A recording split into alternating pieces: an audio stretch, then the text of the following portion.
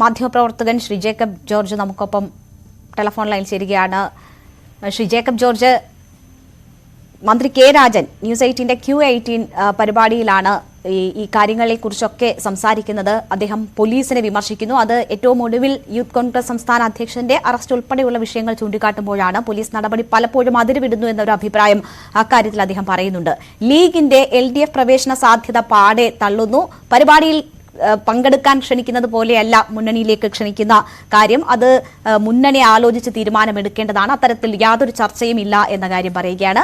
ഏറ്റവും ഒടുവിൽ ഗവർണറുമായി ബന്ധപ്പെട്ട വിഷയത്തിൽ നിശിതമായ വിമർശനം ഗവർണർക്ക് മറ്റ് അന്വേഷണ ഏജൻസികളെ ഉപയോഗിച്ച് സംസ്ഥാന സർക്കാരിനെ തകർക്കാൻ ശ്രമം നടന്നു. അതിന്റെ ഒരു തുടർച്ചയാണ് ഇപ്പോൾ ഗവർണർ നടത്തുന്നത് എന്ന് പറയുന്നു മന്ത്രി. എങ്ങനെയാണ് താങ്കൾ അദ്ദേഹത്തിന്റെ വിവിധ വിഷയങ്ങളിലുള്ള ഈ അഭിപ്രായങ്ങളെ നോക്കിക്കാണുന്നത്?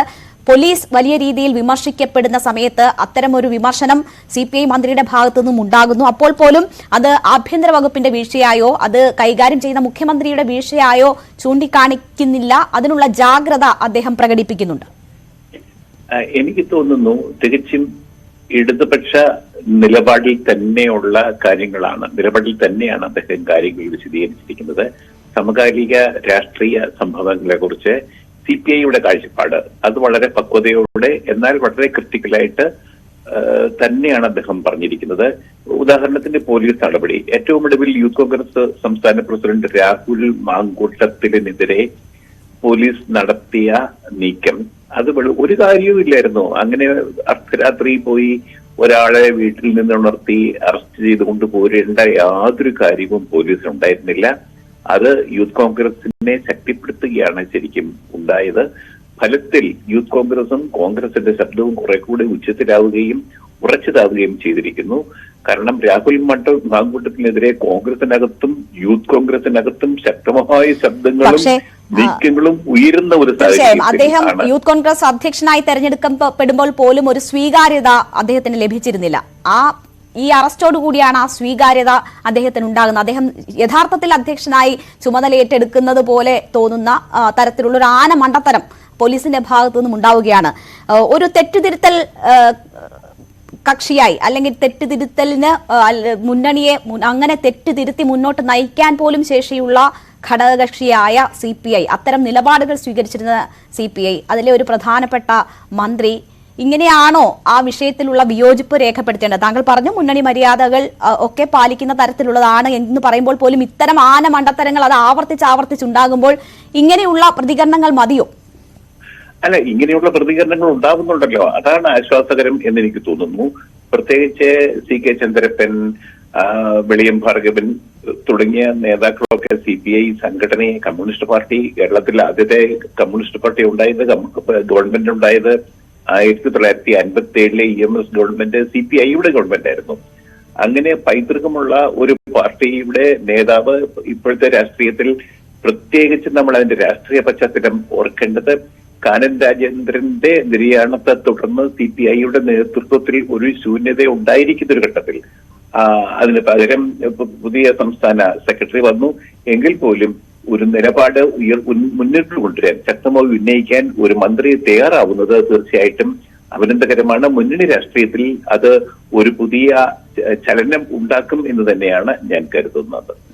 തീർച്ചയായും. ശ്രീ ജേക്കബ് ജോർജ്, ഇതിൽ പോലീസിനെയാണ് അദ്ദേഹം വിമർശിക്കുന്നത്. അപ്പോൾ തന്നെ മുന്നണി മര്യാദ പാലിക്കുന്ന താങ്കൾ പറയുന്ന ആ ജാഗ്രത എന്ന് വെച്ചാൽ മറ്റ് അസ്വാരസ്യങ്ങൾ ഉണ്ടാകുന്നില്ല എന്നത് ഉറപ്പാക്കാനും അദ്ദേഹം ശ്രമിക്കുന്നുണ്ട്. പക്ഷേ ലീഗിന്റെ മുന്നണി പ്രവേശനം എന്ന വിഷയത്തിലേക്ക് വരുമ്പോൾ CPIയുടെ അടിത്തറ സംരക്ഷിക്കുക എന്നത് കൂടി മുന്നിൽ കണ്ടുകൊണ്ടുള്ള ശക്തമായ നിലപാട്, കാരണം അതിന്റെ അങ്ങനെ ഒരു ഭാഗമേ ഉദിക്കുന്നില്ല, അങ്ങനെ ഒരു ചർച്ചയെ നടന്നിട്ടില്ല, അത് പാടെ തള്ളുകയാണ് അദ്ദേഹം. അതിൽ CPI കാട്ടുന്ന ജാഗ്രത നേരത്തെ കാണിച്ചിട്ടുള്ള അതിന്റെ തന്നെ തുടർച്ചയായി മന്ത്രിയുടെ വാക്കുകളിൽ നമുക്ക് കാണാൻ കഴിയുമോ? അല്ല, ലീഗിനെ കുറിച്ച് ഇടതുപക്ഷ മുന്നണിക്കും വേറിട്ടൊരു തീരുമാനമില്ലല്ലോ. CPM നേതാക്കൾ പല തരത്തിൽ പല ചൂണ്ടകൾ ഇടുമ്പോഴും MV ഗോവിന്ദൻ മാഷ് ഉൾപ്പെടെയുള്ളവർ പറഞ്ഞുകൊണ്ടിരുന്നത് ഇതൊന്നും മുന്നണി പ്രവേശനത്തിന് വേണ്ടി അവരെ ക്ഷണിക്കാൻ അല്ല, പുറമേക്ക് അങ്ങനെയാണ് പറയുന്നതെങ്കിലും. അതെ, എങ്കിൽ പോലും എനിക്ക് തോന്നുന്നു CPM ഇത്തരം കാര്യങ്ങളൊക്കെ കാണിച്ചത് പല കാര്യങ്ങളിലും നിലപാടെടുത്തത് ഇടതുപക്ഷത്തിലേക്ക് ലീഗ് അണികളെ കൂടി മുസ്ലിം സമുദായത്തെ കൂടി ആകർഷിക്കാൻ വേണ്ടിയാണ്. അല്ലാതെ ലീഗിനെ ഇടതുപക്ഷ മുന്നണി എടുക്കുമെന്ന് എനിക്ക് തോന്നുന്നില്ല. ലീഗിനെ അവർക്ക് ആവശ്യമില്ല. പക്ഷേ ലീഗ് അണികളെ വേണം, മുസ്ലിം സമുദായത്തിന്റെ വോട്ട് വേണം. ആ ഒരു തന്ത്രമാണ് CPM നേതൃത്വം പ്രയോഗിച്ചുകൊണ്ടിരിക്കുന്നത് എന്നാണ് എന്റെ പക്ഷം. അതിന്റെ അപ്പുറത്തേക്ക് CPIക്കും വേറൊരു നിലപാടെടുക്കാൻ കഴിയില്ല. പിന്നെ പ്രത്യേകിച്ച് സൂചിപ്പിച്ചതുപോലെ ഒരു കേരളത്തിലെ ഇടതുപക്ഷ ജനാധിപത്യ മുന്നണിയിൽ രണ്ടാം പാർട്ടിയാണ് CPI, വലിപ്പം കൊണ്ട് പ്രാധാന്യം കൊണ്ട് ഒക്കെയും. പക്ഷേ മുസ്ലിം ലീഗ് UDFിലെ ഐക്യജനാധിപത്യ മുന്നണിയിലെ രണ്ടാമത്തെ വലിയ കക്ഷിയാണ്. കേരളത്തിൽ ഒരു പ്രദേശത്തിന്റെ പ്രാതിനിധ്യം മുഴുക്കി ഉൾക്കൊള്ളുന്ന പാർട്ടിയാണ്. രാഷ്ട്രീയമായിട്ട് അതിന് വലിയ കനമുണ്ടെങ്കിലും ഇടതുമുന്നണിയിലേക്ക് വരുമ്പോൾ സ്വാഭാവികമായിട്ടും CPIയുടെ നേതൃത്വത്തിന്, CPIയുടെ ബലത്തിന് ഒരു ശോഷിപ്പുണ്ടാവും. അത് ഒഴിവാക്കാൻ വേണ്ടിയുള്ള കാര്യമാണെന്ന് നമുക്ക് പറയാം. സ്വയരക്ഷയ്ക്ക് വേണ്ടിയുള്ള നീക്കമാണ് എന്ന് പറയാം. പക്ഷേ അതിൽ ഇടതുപക്ഷത്തിന്റെ രാഷ്ട്രീയമുണ്ട്, ഇടതുപക്ഷ മുന്നണിയുടെ രാഷ്ട്രീയമുണ്ട്. അത് ആണ് പ്രധാനം എന്നും കൂടി നമുക്ക് പറയേണ്ടതുണ്ട് എന്നാണ് എന്റെ അഭിപ്രായം. ശരി, വളരെ നന്ദി ശ്രീ ജേക്കബ് ജോർജ് ഈ വിഷയത്തിൽ ഞങ്ങളോട് സഹകരിച്ചതിന്. എന്തായാലും